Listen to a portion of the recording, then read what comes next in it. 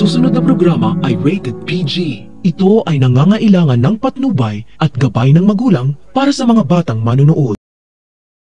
Nagtagumpay ang plano ni Eric na unti-unting pabagsakin ang Apex Hospital dahil walang kamalay-malay si Giselle at Doc RJ na ninakawan na pala ng pera ni Eric ang ospital nila.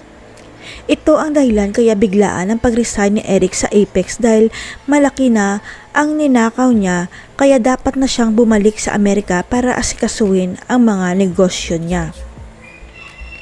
Para hindi magduda si Giselle sa pag-resign niya, kinakailangan niyang iwan muna si Justin para wag isipin ni Giselle na i-audit ang finance department sa kanyang paglisan. Si Justin sana ang inasahan ni Eric na ipagpatuloy ang tuluyang pagbagsak ng pamilya Tanyag, kaya lang ramdam ni Eric na lumalambot na ang puso ni Justin sa mga kadugo nito. Kaya nagdesisyon si Eric na tulungan si Moira makalabas ng kulungan, kapalit nito ang ipagpapatuloy ni Moira ang plano niyang pabagsakin ang mga Tanyag at ang Apex Hospital.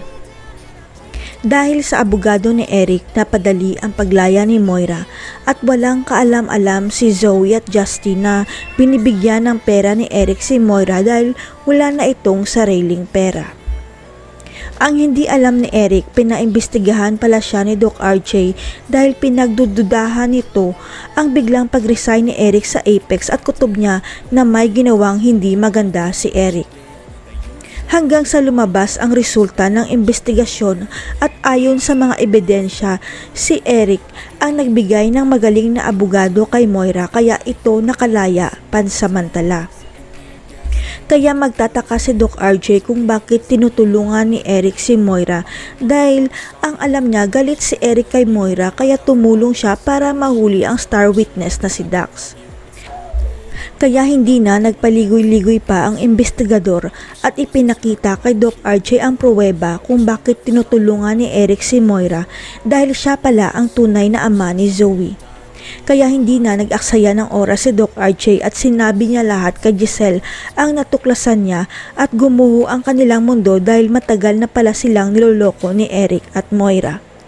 Si Eric kaya ang totoong ama ni Zoe dahil wala silang DNA test ni Carlos. Kakalabanin kaya ni Zoe ang mami niya dahil mahal na niya si Dax. Abangan.